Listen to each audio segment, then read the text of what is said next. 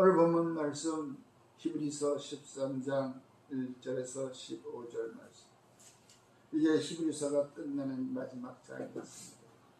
결론적으로는 이 히브리서 13장으로 말미암아 성경은 예수님의 사랑을 서로 나누고 그 사랑을 본받아 실천하라고 당부하고 있는 말씀입니다. 그래서 과연 이 히브리서는 과연 이 시대에 누가 지었을까? 여러분도 신학 박사가 되시려면 이 히브리서를 잘 보고 누가 이걸 지었을까라고 논문을 작성한다면 박사가 될 수 있습니다.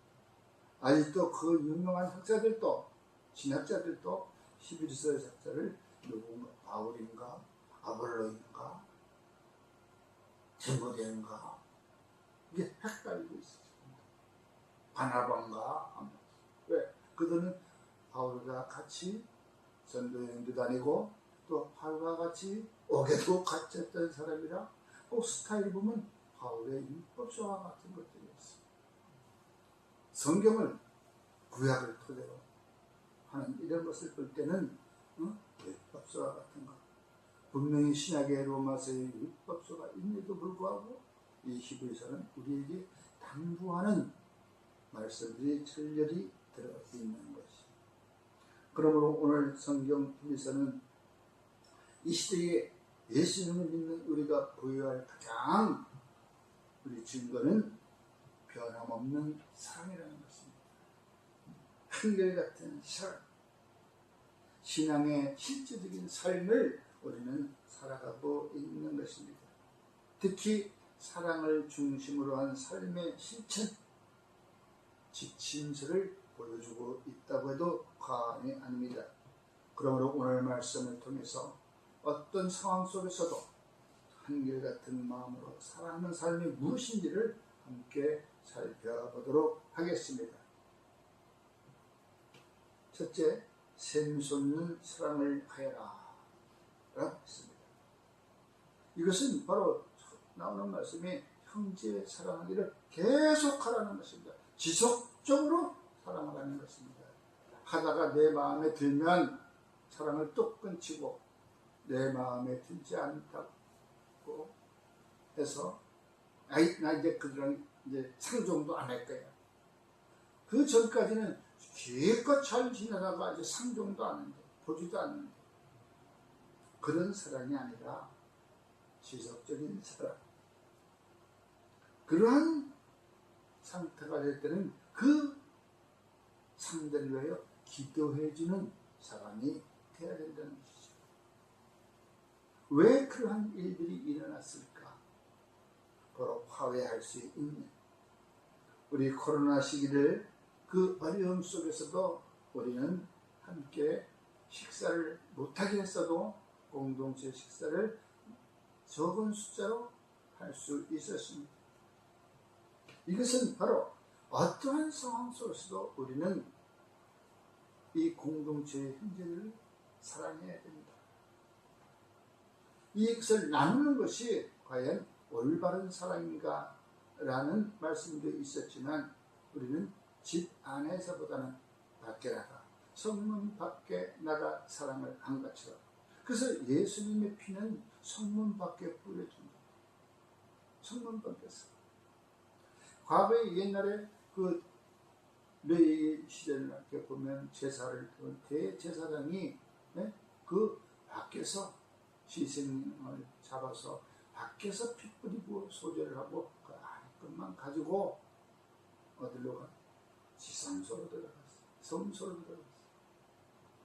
그것처럼 오늘 성경이 그대로 나와 있어. 예? 우리의 죄를 위한 짐승의 피는 대제사장이 가지고 성소에 들어가고 그 육체는 영문 밖에서 불사르고 그 피도 눈설마다 가서 뿌렸다는 것이. 그래서 우리가 6월절 어린 양의 피를 눈설주에 바르는 것이. 그러므로 예수도 자기의 피로서 백성을 거룩하게 하려고 정문밖에서 고난을 받으셨다라고 말씀하고 있는 것입니다.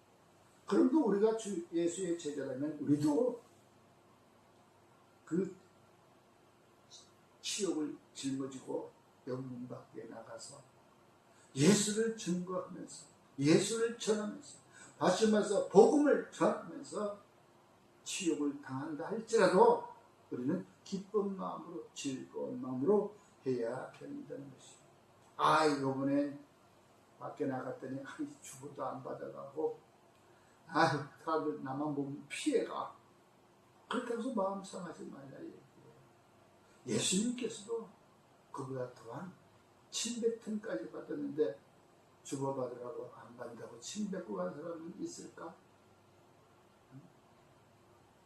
여러분, 이런 식으로 우리는 사랑하기를 지속적으로 끊이지 않게 샘솟듯 해야 된다 이 말입니다. 그것을 우리 유지해야 되는 거예요. 그뿐만이 아니라 낯선 사람, 낯선 나그네에게 대접을 하라고 말씀하고 있는 것입니다. 왜? 우리도 나그네이던 시절이 있었잖아요. 또 갇힌 자의 시절이 있었잖아요. 430년 동안 애굽에서 노예생활하고 갇힌 거나 마찬가지예요. 또 그 후로도 또 70년 동안 또 노예생활한 것도 마찬가지예요. 종의 생활이나 노예 생활이나 다른 것이 있다면 종은 그 집에서 팔려간 집에서 오랫동안 같이 함께 주인과 사는 것이고 노예는 장사꾼들의 손에 의해서 팔리는 게 노예고 그거 하나 다른 거 있어요. 그러므로 우리가 그 갇힌 자의 생각을 한 것처럼 그때를 생각한 것처럼 우리는 그 학대받은 것을 잊지 말고 학대하지 말라라고 해요. 이것은 곧바로 뭐예요? 우리가 행했던 시절, 우리가 당했던 시절, 그 시절 그걸 잊지 말라는 것입니다. 바로 그러면서 사랑하는 것이 그에서 그런 곳에서 공감되어져서 나온다는 것을 우리는 알아야 돼요. 사랑은 그럴 때에도 같이 나눌 수 있는, 베풀 수 있는 그런 사랑이 돼요. 이 사람은 내가 유익이 있어. 그래서 내가 이 사람은 사귀어야 돼. 또 저 사람은 내게 유익이 없어. 이 사람은 오는 걸 막아야 돼. 오늘 말씀하고 성경 말씀에 나와 있습니다. 음식을 받은 것은 그것은 유익이 될 수 없다고 말하고 있습니다. 예수 그리스도는 어제나 오늘 영원토록 동일하다고 하시니 9절에 여러 가지 다른 교훈에 끌리지 말라. 여러 가지 다른 교훈에 끌리지 말라. 세상의 장래의 법에 끌려가지 말라. 마음은 은혜로서 굳게 함이 아름답고 음식으로서 할 것이 아니다. 음식은 배고픈 자, 가난한 자한테 나누어야 할 것이지 부자들한테 나누는 것이 아니에요. 왜? 음식으로 말미암아 행한 자는 유익을 얻지 못하였느니라. 아주 말씀하고 있는 거예요. 그런 말 많이 사려줘. 김집사 왜 그러고 있어? 우리 그러지 말고 일로 와. 그거 잊어. 우리 저 산막사에 가서 보리밥이나 한 그릇 먹고 그리고 마음 풀자. 그런 사람들이 있어요.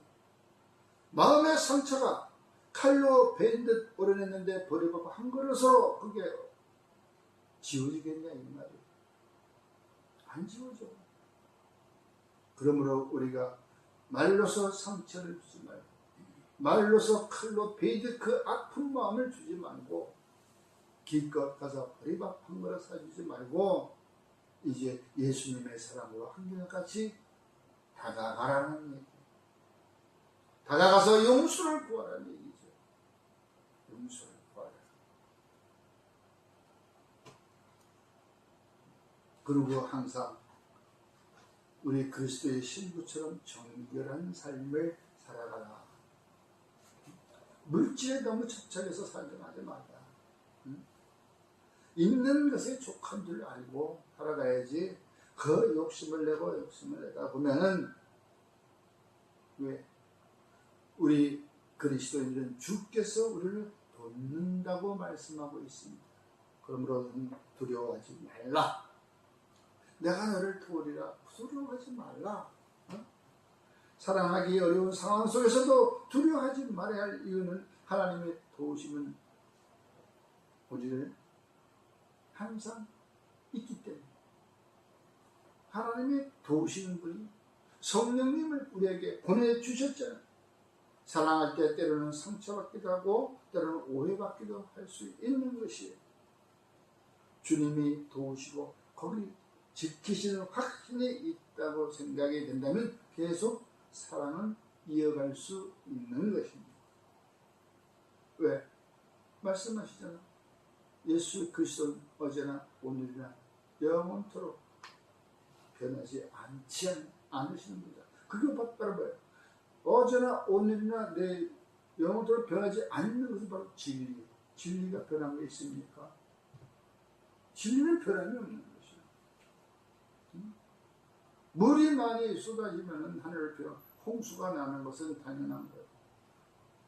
그것을 인간의 힘으로 막아보겠다고 뚝을 쌓고 제방을 쌓고 아무리 그래봐야 엄청나게 내려버리면 온 지구를 다 덮어버립니다. 어떻게 우리 인간의 힘으로 막을 수가 있어? 없는 것이죠. 그와 마찬가지로 바로 진리라는 것은 변함이 없는 것이에요. 그래서 우리가 결혼할 때는 이게 변함없는 순금으로 아니면 다이아몬드로 우리 그 결혼을 약속하고 있잖아요. 우리는 변치 않는 사람, 정금 같은 사람. 주님 앞에도 우리가 나갈 때 정금같이 나가야 된다는 것입니다. 그것은 우리가 정금같이 되려면 과연 어떤 것이 내가 순결한 것인가? 그게 바로 말씀으로 나누는 기도예요. 기도하다가 힘들면 찬송의 제사를 드리는 찬송. 오늘 성경 말씀은 찬송이다. 찬송의 제사. 찬송은 은율이 있는 제사예요. 은율이 있는 예배예요. 그러므로 내가 어느 곳에 있든지 찬송을 부르는 것은 하나님께 교제하는 거예요. 예배를 드리는 거예요. 예배 안에는 모든 격식이 갖춰져 있어. 바로 찬송을 부르다 보면 내 몸이 그쪽으로 맞춰져 가고 있다는 것을 알 수 있을 거예요. 찬송을 부르다 보면 어떤 때는 기쁠 때가 있어 손뼉을 치고 있고 손을 들고 할 때도 있고, 또 어떤 때는 찬송을 부르다가 내 숨어있는 죄악이 드러나서 슬플 때가 있고 회개의 눈물을 흘릴 때가 있다는 것. 바로 찬송. 예배를 드리면서 우리도 은혜 받으면 눈물을 흘리고 또 은혜를 받으면 웃음이 나오고 기뻐하고 춤출 때 저처럼 우리도 찬송을 부르다가 그 찬송 속에서 주님을 만날 때 이와 같은 일들이 벌어진다는 것이죠. 그래서 찬송은 바로 음률이 있는 예배다. 하나님께 드릴 예배다. 그러므로 항상 우리는 일과 삶 속에서 찬송이 끊이지 않고 엎줘지고 흥겨워질 때에 그때마다 찬송은 다르게 나오고 있는 거예요. 회개의 찬송이 나올 때도 있고 정결한 신부의 찬송이 나올 때도 있고 기쁨으로 환희의 찬송이 나올 때도 있다는 것을 우리는 잘 알고 있을 것입니다. 그러므로 우리는 단순히 교훈이 아니라 하나님의 성품을 본받아서 살아가라라고 권면하는 말씀인 것입니다. 오늘 저도 여러분에게 하나님의 성품으로 살아가라고 권면합니다. 그러나 나 자신이 하나님의 성품으로 내가 살아갈 수 있을까? 라고 생각한다면 과연 나는 어떻게 여러분 앞에 말씀을 드릴 수 있을까요? 과연 나는 하나님 앞에 어떤 성품으로 살아갈 수 있을까? 나는 그 하나님의 지속적인 실천을 하고 있는가? 내가 사랑을 지속적으로 실천하고 있는가? 오늘 연락을 안 해봤는데 그동안에 한번 연락을 해볼까? 문득 생각이 나서 연락을 해보는 거. 그런데 그분이 소천했다는 거. 아, 참. 가는 날이 장날이라고 기쁜 날이 아니라 소천을 했다는 거예요. 장산날이 되버린 거예요. 과연 나는 오늘도 낯선 사람에게 어떠한 미소로 다가갔는가? 난 모르는 사람인데 내 얼굴은 무뚝뚝한 조상 얼굴처럼 그렇게 다가갔는가? 아니면은 보험 세일즈처럼 웃으면서 안녕하세요 하고 다가갔는가? 여러분 그렇잖아요. 그분들은 낯선 사람 아무도 몰라. 이름 숫자 가지고 전화 올 때 보면 안녕하세요 어쩌고저쩌고 고객님 내가 어디 자기 고객이에요. 그런 사람은 싹 끊어버린 사람이 있고 어떤 사람은 다 들어줘. 한 웬만큼 절반 정도 들어줬다가 그가 본론으로 얘기를 할 때 그 본론을 아싸 오늘 한 건 걸렸냐고 할 때 여보세요 나는 보험이 필요 없습니다. 없는 사람이 왜? 나는 국가가 보장해줘요. 그렇게 얘기하면 황당해가지고 아마 곰곰이 생각할 때 국가가 보장해주는 건 뭔가? 대한민국 국민이기 때문에 최소한 기본적으로 보장을 해주잖아. 응? 여러분, 과연 우리는 고통 중에 있는 지체들에게 한번 찾아가 왔는가? 과거에 그런 일을 조금 했어요. 응? 아파하고 독거 노인들을 위해서 찾아가 봤어요. 그런 일 조금 했지요. 운전도 해주고. 어떠한 지금으로 부르면 여인이지, 한 여자지, 자매님이지. 그때는 할머니지. 네? 나이 80만 딱 되면 할머니잖아. 근데 지금은 할머니라고들 안 했잖아. 기분 나빠요. 그 할머니가 혼자 살아. 대단한 거야. 이것저것 떡장사도 해봐. 여러 가지 일을 하면서 사는데 이제 몸이 자기가 아파. 왜 아프냐? 우리가 알지. 그 사람을 이제 데리고 가까운 의원에 데려다주고 진료받게 하고 또 보람의 병원 또 응급실에도 데려가고 하니까 그분이 자신이 아픈 걸 알지. 이제 얼마 안 남았다는 걸 알지. 그러더니 얘기하는 거예요. 내 부탁 하나만 들어줄 수 있어요. 말씀해보세요. 그때 내가 평신도 집사 시절이니까 그래 이제 목사님하고 같이 가. 왜? 목사님은 항상 날 데리고 다녀. 왜? 유사시에는 어쩔 수 없을 때 운전을 내가 해줘야 되니까. 목사님은 차 안에서 가면서 기도하고 설교 말씀 보고 나는 그 시간 동안 운전을 안전하게 해주고 가야 되니까. 같이 가. 하는 얘기가 자기가 시집을 한번 갔었대. 근데 아기를 못 낳는다고 그 집안에서 쫓겨난 거야. 그런데 이제 죽을 때가 되니까 그 자기가 결혼했던 그 신랑 한번 보고 싶다는 거예요. 얼핏 쫓겨날 때 얘기를 들었는데 후처를 그 시어머니가 드렸다고 해요. 그리고 후처로부터 자식이 또 한 2명 낳았다는 거예요. 그 얘기를 듣고 좀 해달랍니다. 그게 어디입니까? 했더니 강원도 홍천이에요. 홍천까지 또 가. 그때 사회복지사가 한 명이 따라갔었어요. 요양보호사 같은 사회복지사가 목사님하고 나하고 사회복지사 그 자매님하고 홍천 같은 집도 알아. 저 집일 거예요. 있어서 안 갔어요. 그래서 가서 보니까 어떤 할머니가 나오는데 시골 할머니가 나오는데 그 사람 부인이 나오는 거예요. 이게 여차하니까 있다고 만나겠냐고 물어보라고 했더니 만나겠다라고 하는 거예요. 그래서 이제 들어가서 대청마루에 들어갔더니 이제 앞방으로 자리를 비켜주면서 그 찻잔이나 사회복지사는 이제 옆에서 사진 찍어 그 만나는 과정을 참. 그래가지고 우리는 말씀 나누시라고 한 몇 시간이고 그리고 우리는 나왔어. 2분만 남겨두고. 그래서 우리 그 주변을 돌아보면서 과연 우리가 이런 일을 앞으로 얼마나 더 할 것인가 목사님 앞으로 이제 얘기하고 그러다 보니까 내가 노인들 사역이 그때 마음에 들어왔던 거예요. 독거 노인들, 아픈 사람들 치유해주고 안수해주고 그 할머니는 그 아저씨가 어떤 사람이냐면 그 홍천 그 군의 산림계 계장님이었어요. 그래서 옛날에 시골에서 산림계 계장이면은 아주 튼튼해. 네? 왜? 그때 당시만 해도 땔감이 산에서 나무 해보는 것밖에 없거든. 그러니까 산림 계장이니까 나무도 이제 마음대로 그 사람 허가가 있어야 되니까. 응? 아주 얼마나 그 사람은 겨울에도 장작이 얼마나 많이 쌓여진지 몰라. 그런 일을 하다 보니까 노년이 되면은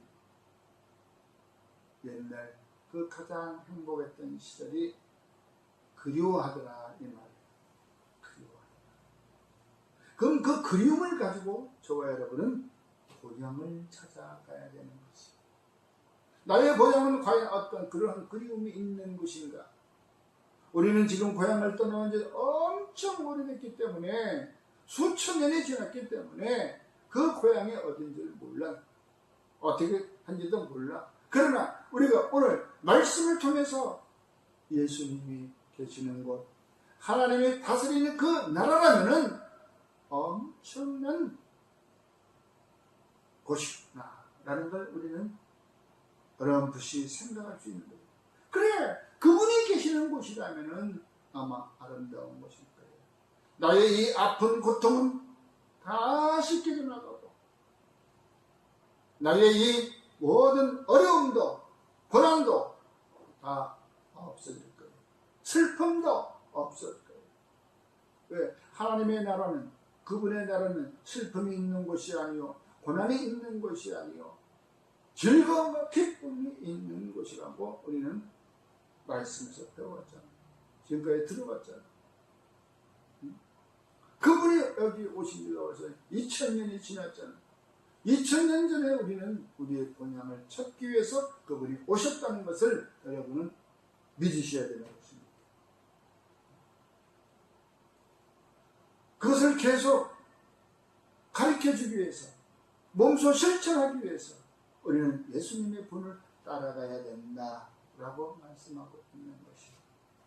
믿음의 본을 보는 선배들이 있습니다. 예? 그 믿음의 본을 본 사람들이 성경에 많이 나오잖아요. 그 믿음의 본을 보인 사람들도 예수 그리스도의 그 복음을 따라가는 것을 우리에게 몸으로, 죽음으로, 순교자로 우리에게 흔들리지 않는 복음을 우리에게 전해줬기 때문에 저와 여러분은 오늘 이 자리에 앉아 있는 것이고, 그 말씀을 가지고 우리는 함께 나누는 시간이었습니다. 이렇게 좋은 복음을 우리만 알고 있을 것이 아니라 이 복음은 바로 후대에 전해줄 수 있는 귀한 유산이 되어야 된다는 것을 오늘 간절히 부탁드리는 것입니다. 말씀을 마치겠습니다.